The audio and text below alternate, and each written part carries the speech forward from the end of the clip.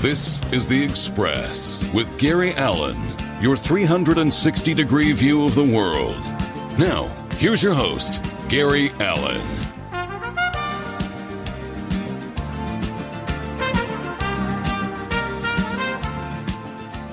And good evening, everybody, and welcome to this edition of The Express. Gary Allen with you.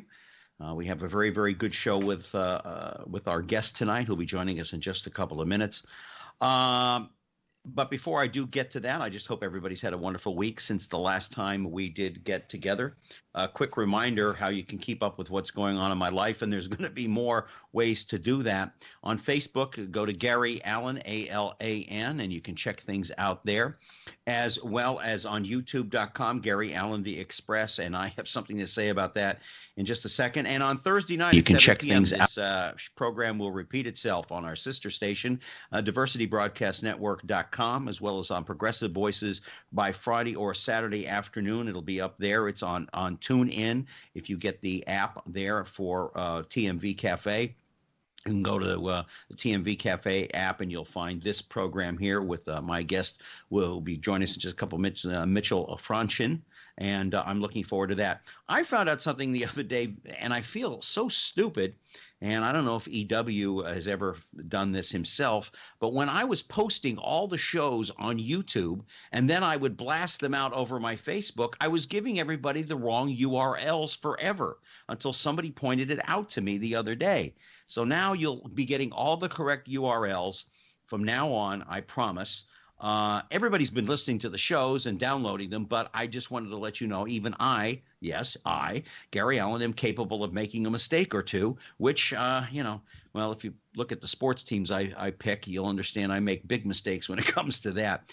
But anyway, I hope everybody's had a good time. For those of you that are still getting over the hurricanes, the three of them, please be safe and be sound. Here in Florida, things are coming together a little bit quicker.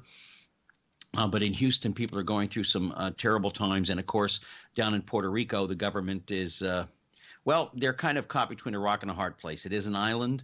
You just don't get there by driving there. You have to either get there by boat or by airplane. And a lot of the communication systems and the infrastructure has been knocked out. So it's going to take a little bit longer for everybody to get down there. But I'm sure eventually the government will do the right thing. Tonight's guest is a gentleman named Mitchell Fronchen, I should get this correctly. He spent 25 years as a law professor in a major law school. He has taught advanced legal writing for 20 to 25 years, published a number of books on law, as well as on a variety of books on astronomy, which we're going to get to. And they're still selling after 13 years. And I'm very pleased to have him on The Express with us tonight. We're going to talk a little bit about astronomy right off. It's something that I love to do. But Mitchell is the author of a new book called Dying to Save America. You can get it on Amazon. It is an action-packed novel of emotional I knew I was going to get this word incorrect, but nevertheless, dystopia set in the future. It's about how people are taking things into their own hands because the healthcare in the country in 25 years from now is no better than it is today. Actually, it progressively gets worse. So, Mitchell, are you with us? I am with you. And good evening to you, and I thank you so much for joining us here on The Express. I've been looking forward to having you on since I started reading this book. It's a fascinating read. I recommend it for everyone. It's an easy read. It's well written. You wrote this very well. The chapters are not extremely long. And as we get into this book, I think people are going to find out, what could possibly happen 25 years from now. But before we get to that, one of your many hobbies and interests is astronomy. And I have always been interested in, what's going on out there. And as I said to you on the phone the other day, the more that we seem to learn, the less we truly know, which is not a profound statement by me. It's been made by others. But when was the first time as a child that you looked up into the sky and went, wow? And how old were you when you got your first telescope? I was a sophomore in high school. That goes back a long time. Yes. And I've read extensively on astronomy and enjoy the subject. Is it interesting to you as it is probably to me and everyone who's listening or who's ever been a fan of Star Trek that a lot of technology from space travel is starting to come true? And if it wasn't for space travel and looking out there, a lot of technology that we take for granted that we use every day, the internet, cell phones, etc., comes because of the space program and people such as yourself who look up and go, what's out there? Transistors, lasers, among Yes. other things. Yes. I mean, do you find it quite fascinating that people seem to forget about that the space program has given us so much and will probably continue to do so as each satellite goes up and explores the universe? Absolutely, absolutely.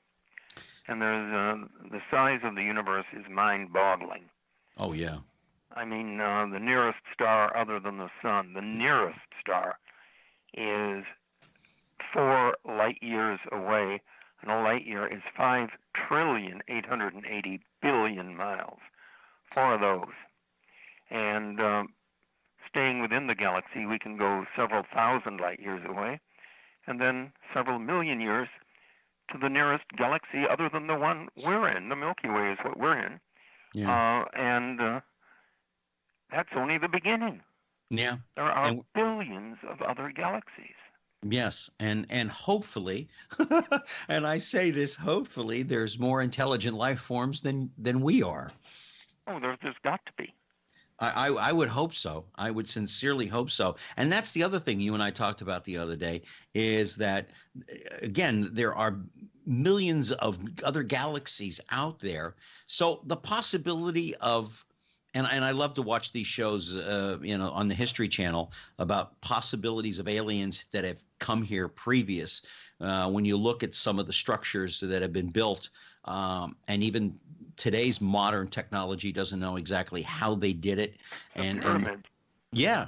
And even down the pyramids that are all around the world and some of the buildings that have been built and the weight of these stones like at Stonehenge and other places on Easter Island and other places where you find these monoliths and stuff, and they don't know how they did it because they couldn't do it today unless they used heavy machinery, and even then they're hampered a little bit.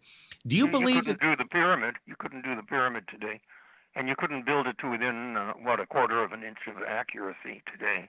So do you think there's a possibility that back,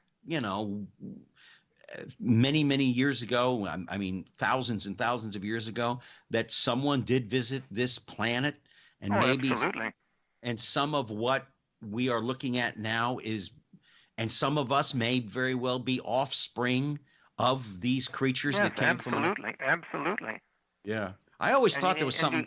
You consider that Mars has on it, and NASA isn't telling us about it, some pyramids, and that Mars, being about 40% the weight of the Earth, lost its atmosphere. And if you were a Martian a few million years ago and saw your atmosphere gradually disappearing into space, you'd want to colonize the Earth. Now, whether they did so or not, I don't know, but it's a possibility. And it's interesting what we're finding out about planets in our own solar system that had the possibility of life, or does have the possibility of some form of life. So let's hope that obviously our generation isn't going to be able to touch it, but other generations beyond us that aren't even, the parents of those generations aren't even born yet, are able to understand it. But it's interesting how everything in Star Trek seems to be coming true. And one of these days, I guess, a doctor will just put a thing on your forehead like Doc did on Star Trek and push a couple buttons, and whatever's ailing you is cured. Yeah. I mean, it is. All right, let's get into the fact that you were a law professor for 25 years. And of course, we're talking to Mitchell Fronchen, who is the author of Dying to Save America. And we'll get into the reason for that title in a little bit. What drew you to the law? Was it at a very young age, or was it a little bit later on? I don't know. In college, I was torn between astronomy and pre-law, and I opted for pre-law. Smart move. Smart move. What was it that attracted you to law, though? I mean, was it your love of law itself, or Yes. is what do you think as a law professor, and you look at your students over the last 25 years or so? Do you think young people are getting involved in law because they absolutely love law and they want to see everything done correctly by the law, or they're ready to make maybe new laws and new frontiers, or are some of them just going after the big salaries in the corner office?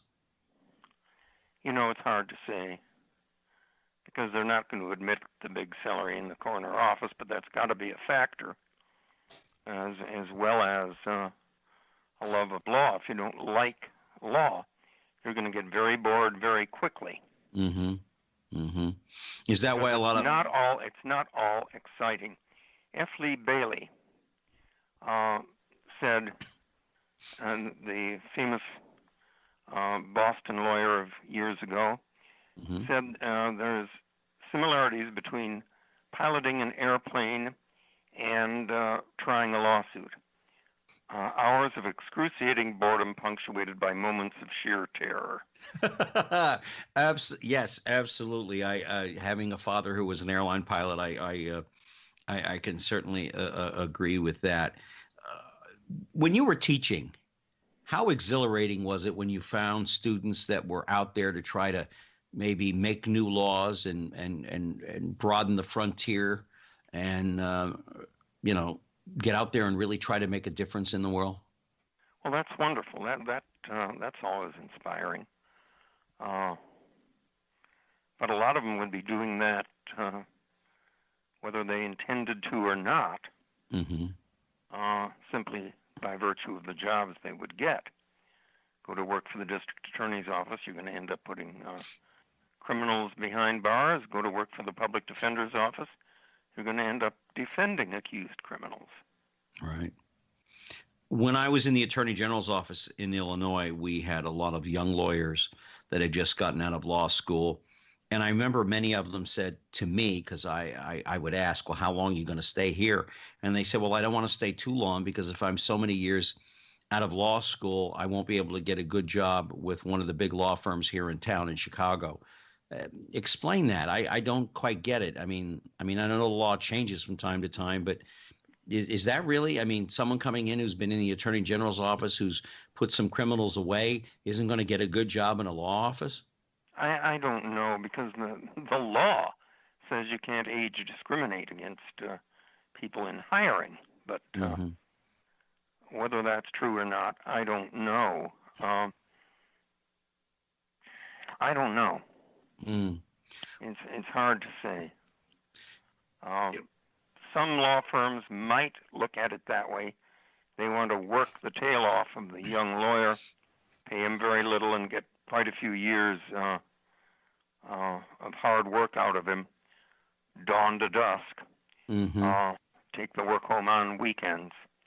And then if he has the ability to stick it out and do well, he gets to be made, move up in the line and finally become a partner and a senior partner and so forth. Yeah, my nephew is a lawyer with the Gray and Robinson here in Florida, and he's only been with the firm about 6 or 7 years, and he's already made partner. Wonderful.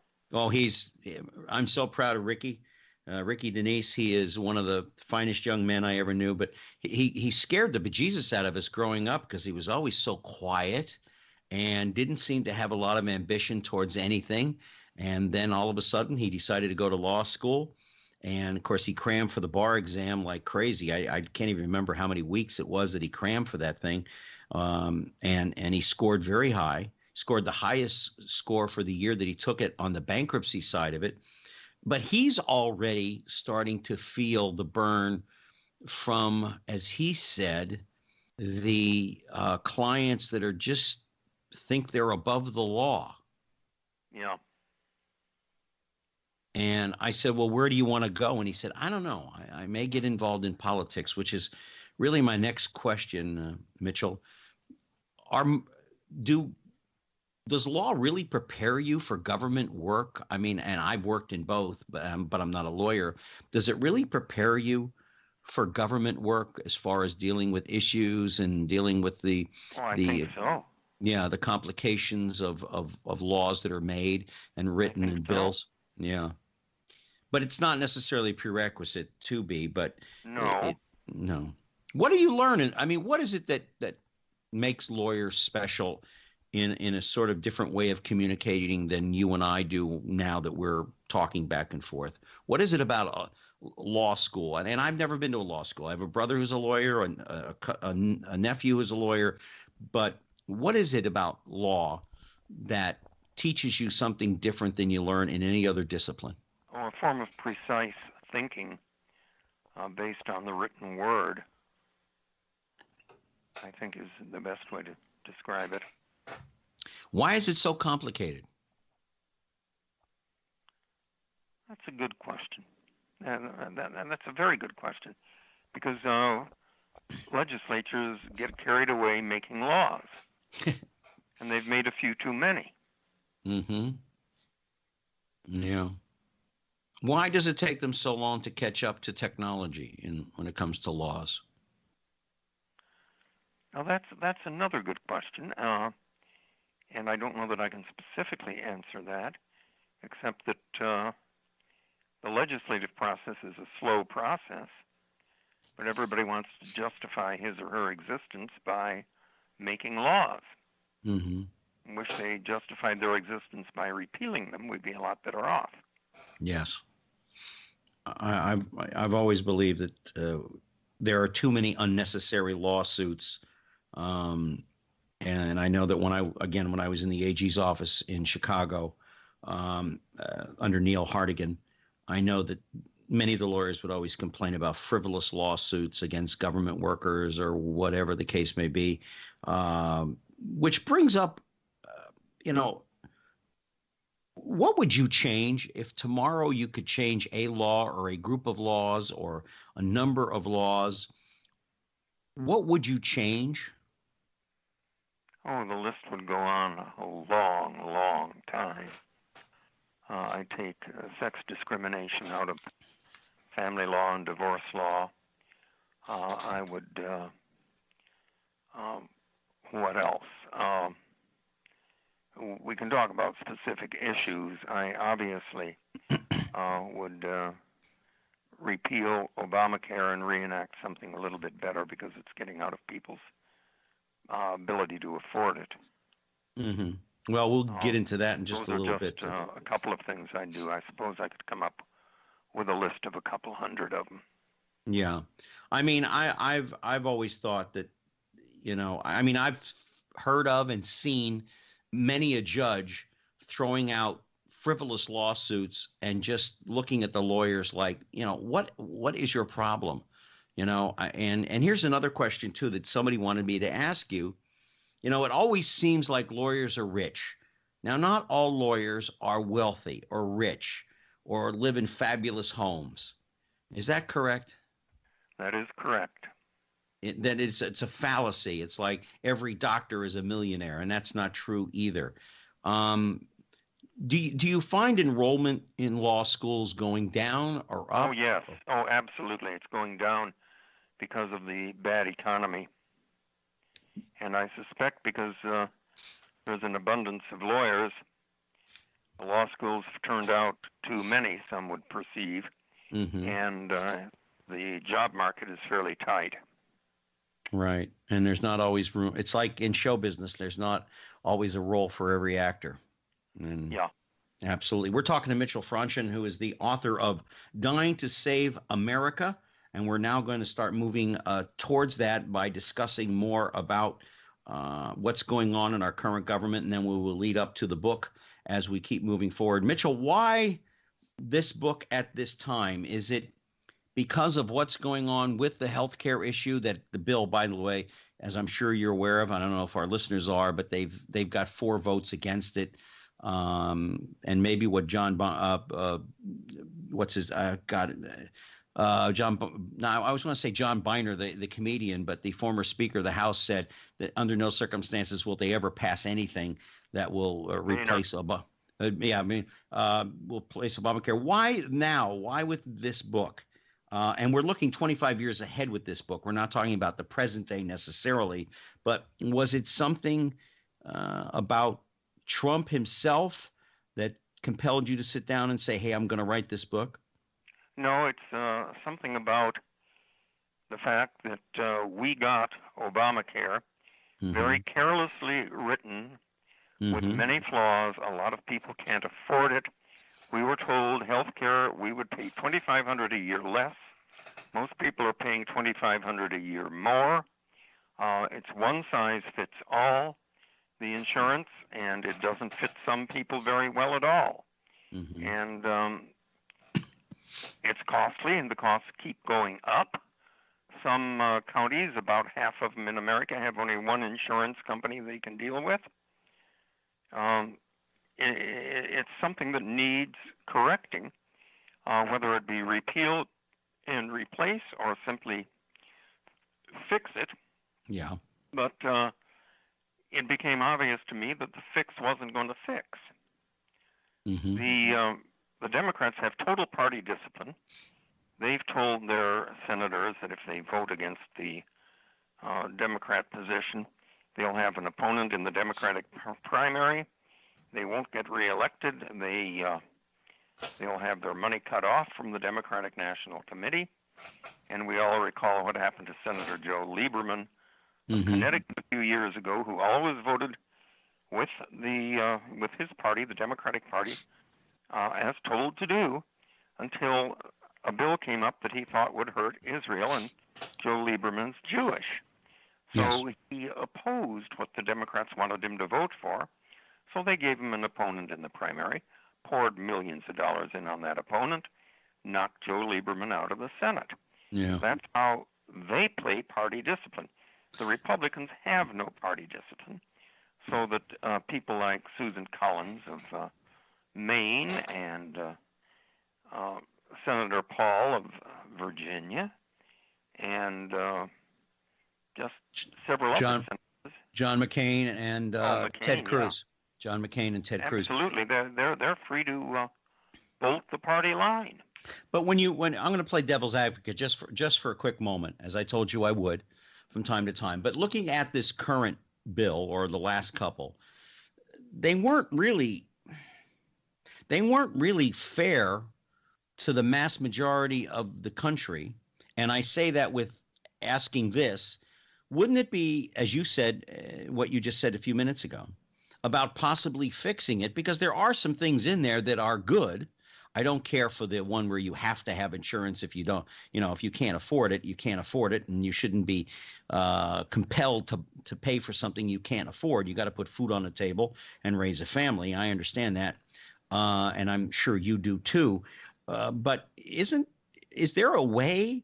I can't see it right now today, but why can't they just sit down and say, look, let's get together, both sides, and fix what's broken?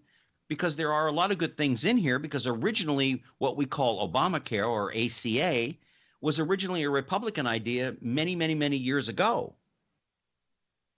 And I agree with you, by the way, that it was rammed down our throat, ACA, and it really wasn't well thought out. And there's a lot of problems with it. I agree with that 100%. But there's also in there possibilities of fixing it. It might take a while, but fixing it and making it palatable for everyone. Yeah, but we also need private insurance free to compete across state lines and free to offer different packages.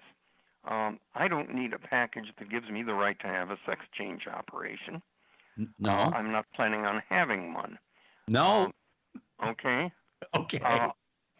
Young people in good health don't need all the coverage True. that Obamacare would force upon them. They go to the doctor twice a year, maybe for a checkup and for a sore throat, and they can afford to pay $100, the full retail price or whatever it is of each visit, and it's a lot easier than paying $500-600 a month. All they need is catastrophic coverage, so that if they get into an accident or come down with a serious illness, they're covered. And that's cheap. But that's not in there either. No. birth control for 70-year-old women. No, it doesn't make any sense. It makes no sense at all. Yeah. And it's being crammed down our throats. It needs to change, and I foresaw that it wasn't going to get changed with the way things were going in Congress. So I wrote this book. The first major character, Hugh O'Neill, who is not too happy with what in the book I call fair health coverage. It's Obamacare. Right. Because he discovered a mole on his arm and turned out to be a melanoma, but it took him so many months to get to a dermatologist that by the time he did it, he was terminally ill. Right. And if it had been discovered earlier, if he had, prior to Obamacare, simply called a dermatologist, the dermatologist said, come in tomorrow, he'd have had a 93% chance of a complete cure. He takes the view that if someone offers to pay you thousands a month for the rest of your life on the condition that they can tell how long you're going to live, beware. Mm-hmm. If that's exactly what the federal government is doing with Social Security, which is underfunded and going bankrupt, and with Obamacare, which once we get under a single-payer federal government payer plan, we'll have the ability, by delaying people, to cut short lives. You know, when I was reading your book, it almost reminded me, and I guess it's 2 years now, when we had that debacle in Arizona with the VA, where veterans were waiting for treatment for months, if not years, to even just see their primary care doctor. Yeah. Mm-hmm. I mean, it really did to me. I mean, here in Central Florida, we got a pretty good VA, but I'll be honest with you, as a veteran, I'm scared to death to go to a VA hospital. My father never went, and neither do any of my siblings and cousins. They just won't go. They'll go to a regular doctor. I appreciate that. And let's put it this way. The brother of Chicago Mayor Rahm Emanuel is a physician in Chicago, an oncologist, a cancer specialist. Mm-hmm. And he's written articles saying nobody should get any kind of serious medical care beyond age 75. So if they come down terminally ill, give them a pill and send them home to die. And that's horrible. That's what he's written. I mean, it's in the publications. And is that going to be the spirit in which Obamacare is enforced? No. That'll sure save on Social Security, won't it? Well, it will, but I don't think that's provision is in there, boy, and that's cruel. I mean, that's cruel, to be honest with you. Now, if you're 75 years old, and now I have an older brother who suffers from CTE after playing professional football, and slowly but surely that will eventually take his life because it shuts down the different parts of the body. And my mother, she died at 77 from cancer. And she, now we put her in hospice, and a lot of people are scared to death of putting their people in hospice because they say, well, eventually they'll die. Well, that's the purpose of hospice. But why do you think that, and I'm just coming at this now purely as Gary with you. We're talking to Mitchell Fronchen, who is the author of Dying to Save America. It's a book you can get on Amazon. Can they get it someplace other than Amazon as well? No, it's sold only on Amazon.com. There are two editions. One is the electronic Kindle edition. Mm-hmm. It can be played on a computer or an iPad or any electronic device. Mm-hmm. And it's cheap. It's like about $5. And the other is a paperback edition, good quality paperback, which yes, I think is about $9. This and I, something, Mitchell, I'll be honest with you. I love when I get books. I don't like the Kindle so much. I like to hold on to a book. I love the smell of a book, and the paper quality even on the cover is just really super cool, and with the flag on there. So I really recommend you get this, folks. If you want to see what this country may look like 25 years from now and how they solve problems, which we're going to get into as we keep moving down the line. I want to get back to one thing. I don't blame Obama for the healthcare issues being so bad. I don't blame anybody in particular because presidents have been trying to deal with healthcare forever in the day since at least in the 60s. And I know the problems in the VA stem from all the Vietnam veterans, such as myself, who, they didn't exactly figure on that many people. But do you think the stalemate in general now, I'm just talking about in general in Washington, has to do with so many factions within each party? I mean, on the Republican side, as you said earlier, the Democrats seem to have their ducks in a row and they punish them if they step out of line. In the Republican Party, which there, as you said, doesn't seem to be any discipline at all, do you think that's partly because of some Tea Party people that are still in there, the special interests, the religious right? I mean, where did because the Republican Party that I see today has nothing to do with the Republican Party when I was a youngster. And I'm Sure, 64 years old. I'm 64. And the Democrats are not what they were when I was a youngster either. As a matter of fact, I think you could say John F. Kennedy and his brother Bobby would be just about Republicans today if Sure. if they had been elected. Do you think that all of what I just said, the special interests, the Tea Party people that are still left, and the religious right, and God only knows what? I mean, I look at people, this Washburn out of Tennessee, and I look at her and I go, what a moron. Some of the things that comes out of these people's mouths on both sides just astonishes me that they ever got elected to begin with. Yes, I agree there are divergences, but there have to be within the Democratic Party also. But Oh, yeah. party discipline whips them in line where they don't dare vote against what the Speaker of the House or the President pro tem of the Senate tells them to do. Oh, yeah, I agree. But what I'm saying is that you think that a lot of those special interests and stuff have really bogged down the body politic in this country in general? Oh yeah, I think it has, and I think the two parties are incapable of working with each other because nobody is willing to compromise. Yeah, and that's a word that I think our founding fathers wanted us to do. Just take a look at within the Republican Party. Why wouldn't Senator Paul of Kentucky say, "I'm voting for this bill. I don't like it, but in the interest of party unity, I'm voting for it, and I'm hoping we can come up with something better in the future"? Why couldn't Senator of Maine, Collins? Yeah, Susan Why couldn't Collins. she say the same thing? Because they looked at the bill, I guess, and said, regardless of party line, I don't like what I see. And I think most of them are stuck on the pre-existing pre-health problems, pre-existing problems that they'd be left up to the states. And I live in Florida, and I'm not sure what part of the country you're in, but here in Florida, if it was left up to our state legislature to help people with pre-existing conditions, they wouldn't. They're cruel, they're nasty, they're unkind, and it's a good mixture of Republicans and Democrats. But here in the South, it's a little bit different, and I think that's what has these four.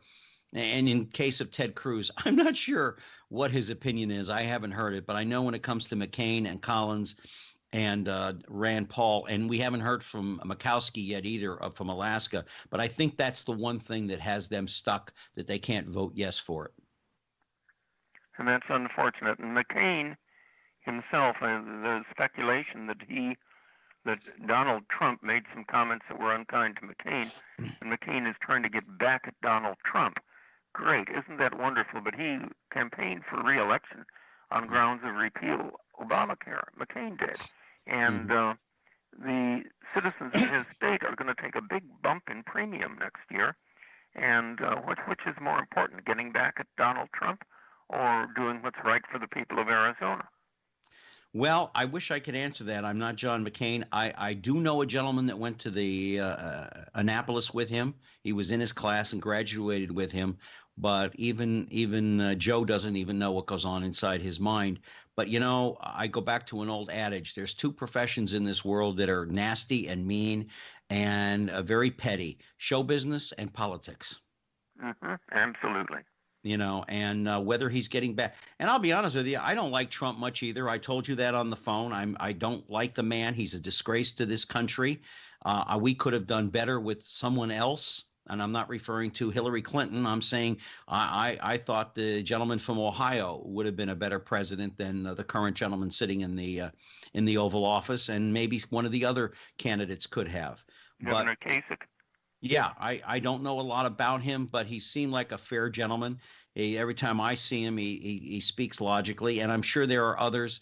I just hope this is not a trend in politics that we end up with the next person after, whether it's 4 years or 8 years with Trump, and I don't think it's even going to be 4 years. I think he's going to be I was in Washington for Watergate, and believe me, this is turning towards that slowly but surely. It's turning that way. Let's get on to Hugh O'Neill.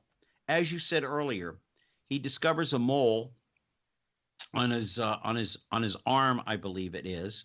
Yeah. And only because of the system, the healthcare system at the time being so bad and being awful, there were delays in his first getting to his primary, then getting to a dermatologist, then getting to someone else and to someone else. Talk about Hugh himself, excuse me, and then talk about the predicament that he was in and what he decided to do, and why he decided to take the law into his own hands. Well, Hugh, I have him as a former high school teacher who learned about skin cancer when a dermatologist came to his high school, and one of the parents of one of the children had talked about skin cancer. And he recognized this very small lesion on his arm as possibly melanoma. But under affordable health care, which is what I call Obamacare, under affordable health care, he has to call an 800 number, and they won't let him go directly to a dermatologist. They set him up with a general practitioner, which takes several weeks. Then the general practitioner sets him up with a dermatologist, which takes several weeks. Then the dermatologist diagnoses it as melanoma cancer, and a vicious form of skin cancer, and sets him up with a cancer specialist. And by that time, it's metastasized. He's terminally ill, and he says to himself, if I'm going to have to go out, I'm taking my congressman with me. So he basically decides to assassinate his congressman and sends letters to the news media, which make national news. And he assassinates his congressman. But that sets off basically an epidemic of killing of congressmen by terminally ill patients around the country who blame their congressmen for not having better health care. The book, of course, goes through this for a while, talks about how the government gets out of it, and we have, and I'm not going to give away the book, No. There is a solution at the end of the book that will enable people to get out from under this kind of medical care. And I have this feeling, and we're talking to Mitchell Fronchen, who is the author of Dying to Save America. It's an excellent book. I recommend it to everyone if you want to take a look at what may happen 25 years from now with the federal government and health care. And there's also some other things in this book, too. There's a couple of other people besides Hugh. I have a feeling that we're going to get this all worked out. I know it's a bone of contention right now on the left, on the right, in the middle, everything else. I have a feeling they'll figure it out. Maybe it'll take a bunch of new politicians to get in there eventually to sit down and start talking back and forth. But I have a good feeling that it'll work out. It's not going to happen today, but I have a good feeling. You talked about the assassination attempt. A congressman there was an attempt on his life, Steve Scalia's, not too long ago. I believe it was it in June that he was shot? I think so. Yeah. That was just a crazed individual. I guess he lost his job. He was from Illinois, I think. Somehow I remember this man was from Illinois. He lost his job. His life was sinking very quickly, which is not to say that a lot of people out there aren't. Do you think the people in your book are feeling the same way, like there was no tomorrow? I've hit a brick wall. No, I think they're feeling it's very. I think it's a much more specific feeling than the nut who attempted to kill Congressman Scalise. Mm-hmm. I think it's much more specific. It's if we had the old insurance that we used to have, I'd be cured. But because of the delays in this system, the shortage of doctors, because fewer people are going to medical school, the federal government running it like they run the post office and like they run the Veterans Administration, I'm dying, their reasoning. I'm dying because of what Congress didn't do. Mm-hmm. And I'm going to get revenge. And as the President of the United States in the book, and these are all fictitious characters, yes, he points out if only 1 out of 500 terminally ill patients decides to take out a congressman in 3 years, that's enough to kill every member of Congress 6 times. Yeah. Well, I'll be honest with you, just between me and you, and we both laughed about this the other day. There are a few congressmen I'd like to see maybe sent to the moon I don't or something. advocate violence, and I make that very clear in the book. Oh yes. You only wrote this book as what might happen. You hope you say in the book, I hope this never comes to pass. Any of this that we have it figured out by then. You talk about the president. He goes on TV. And, oh, by the way, Hugh does go ahead and kill a congressman. Yes. And he is apprehended by law enforcement, but it takes a while. Again, another area where one law enforcement agency doesn't talk to the other, and that's realistic today. Now, the president gets on in your book. And he talks about that, how many people are being killed on a regular basis. Talk about him. Talk about, did you base him on anybody in particular, not anybody specific like Trump or Bush or Obama? No. Just president in name. President in name, doing what I would expect a president in name would do at that point in time with that situation. Mm-hmm. Meeting with law enforcement people, trying to crack down on this, having some success but not much. Mm-hmm. The killings keep going on until a solution is proposed. The solution works. And, of course, the authorities in the end, they put out some sympathetic tweets and Facebook accounts in hopes of baiting O'Neill to come out. And they also think that, maybe it'll catch other people like him at the very same time. Oh, yeah, we go through, because just about every other chapter is law enforcement and what they're doing to prevent this from spreading. The traps they set up to lure other people who might be of like mind, mm-hmm. And so forth. And the steps to try to catch people who are going to do this get more and more draconian. But it doesn't work that well. As I say, if 1 out of 500 terminally ill people decides to join this epidemic, mm-hmm. that's enough to kill every member of Congress 6 times. Yeah, that's for sure. And so let's. But the book is also important in that it does show how people can avoid this kind of medical care. Yes, absolutely. Let's talk about something that.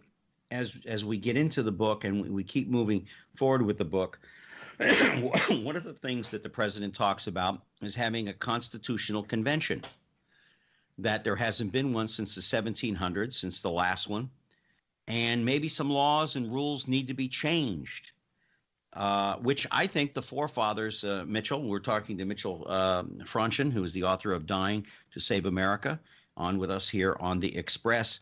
Something that I've been saying for a long time, and I believe Thomas Jefferson said it in his memoirs, that every so often some of these articles in the Bill of Rights and in the Constitution need to be looked at. And what's going on today, do they necessarily apply? Do they need to be changed? Do they need to be reworked? Because people change, we change. I mean, you're not the same person you were when you were 10 years old. Neither is this country the same person it was when the original Constitution was written and the Declaration of Independence. So how do you feel about, I mean, do you think that maybe some of what's in your book will come true? Maybe they will sit down and the Constitutional Convention and maybe rework some of these articles. Well, there's an actual attempt to get a Constitutional Convention going right now. And several states have passed resolutions, and you need, I think it's either 2/3 or 3/4 of the states, I think 2/3, to pass a resolution calling for a Constitutional Convention, and then one is called. And there's no limits on what the Constitutional Convention can recommend, but what they recommend has to go back to the state legislatures. It bypasses Congress entirely. And of course, you'll never get term limits in any other way because Congress isn't going to approve of term limits. Oh, God, no. And, that's the one thing I want to discuss with you here in just a little bit about term limits. But talk about Article 5, would you please? Well, Article 5 talks about amending the Constitution. And let me grab my copy here. Article. I mean,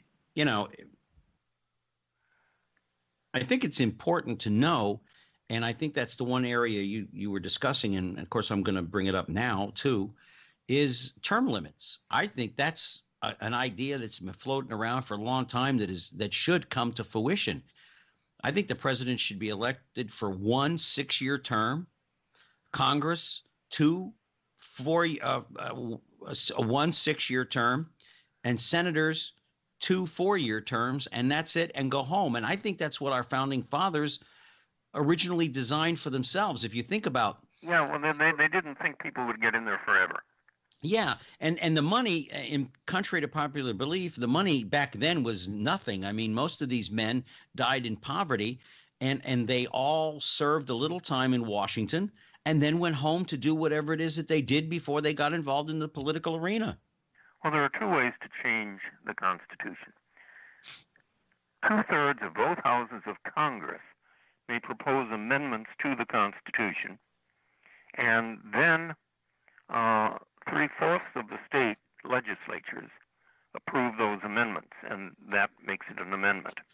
The other way is the legislatures of 2/3 of the states call a convention, and what they propose must be passed by the legislatures of 3/4 of the states, and Congress is out of the picture entirely. Because with Congress in the picture, they're never going to approve term limits. Yeah. There's a lot they're not going to approve. I don't think there's a lot in the Constitution needs to change. Very little, but there is a lot there is stuff that does need to change. Oh, absolutely, and like anything else, and they do eventually change some of the rules. And we're not going to get into all the specifics, but they do change some of the things. They deal with the legislative structure, which is Article 1. They do come up with some ideas and that you have in this book, talking about how things get better, how things can work. But between now and when your book would happen 25 years from now, what do you hope really happens? I hope really Congress can get it together and make the necessary changes to Obamacare, either by repealing and reenacting or by amending. And I would hope that they could do it without... the problem is the Democrats are going to hold the Republicans to the line. They're not going to bend on anything. And the Republicans aren't going to... Well, the Republicans historically have caved to the Democrats. So who knows what's going to happen? Yeah. But we need something to be done. And I assume the voters are going to express some anger in some states. Yeah. Do you think that people take a look around and they say, a guy serves a term for 4 years as a senator, or 12 years as a senator, 6-year terms, and then he's set up for the rest of his life with a huge pension, and he's also set up with health care that is is unbelievable, and it is. They sit back and they think, wait a minute, I mean, and I'll be honest with you, I'm sitting here as a veteran, and my health care is going to be through Medicare, and it's nowhere near as good as some of these jabronis, and they didn't serve a minute in the military. I mean, do you think a lot of people, Mitchell, are turning around and saying, wait a minute, why can't we get their kind of health care? Why can't that be a broad brush across the United States? Well, I think a lot of people are seeing it, and a lot of them aren't. And I think some of them think Obamacare is good. They may discover later that it isn't. I'm sure it's just great if you sprain your wrist, but if you come down with some serious illness, whether it be HIV or cancer or heart trouble, I wouldn't place too much hope in it. Well, let's hope. They're going to be popping champagne corks on the savings on Social Security, which is running bankrupt. Well, let's hope it doesn't run out before my time. I'm lucky, thank God. The book is an education. It may be fiction, but it's an education. Yes, it is. Yes, an inexpensive and good education, and I don't think anybody that gets the book is going to be disappointed. No, because at the end of the book, you also have a copy of the Constitution.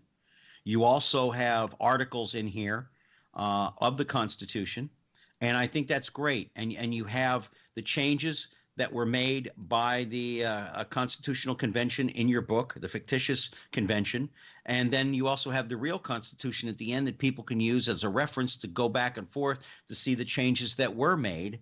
And I found that quite interesting. I enjoyed the book. I'm still reading it, but I enjoyed the book tremendously. And as I said, it's a very easy read.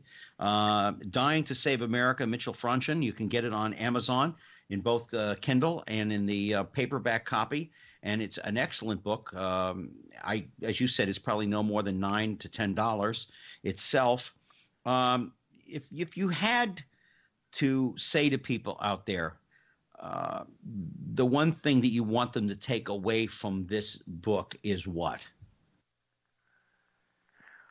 What needs to be done as soon as possible and how to get it done.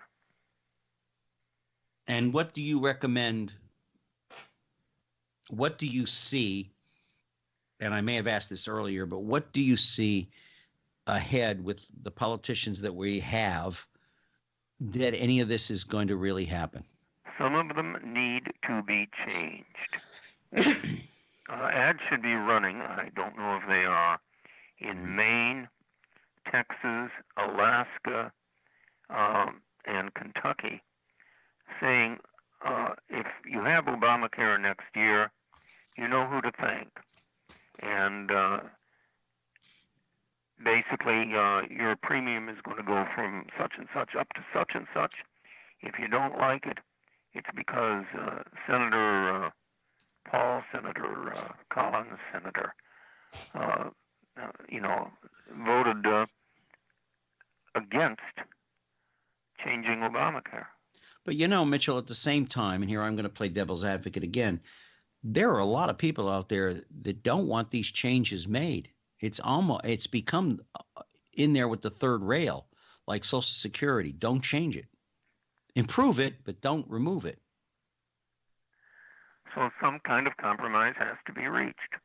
Of which, that's why I'm saying to you, do you see that happening with a group of politicians that we currently have in Washington today?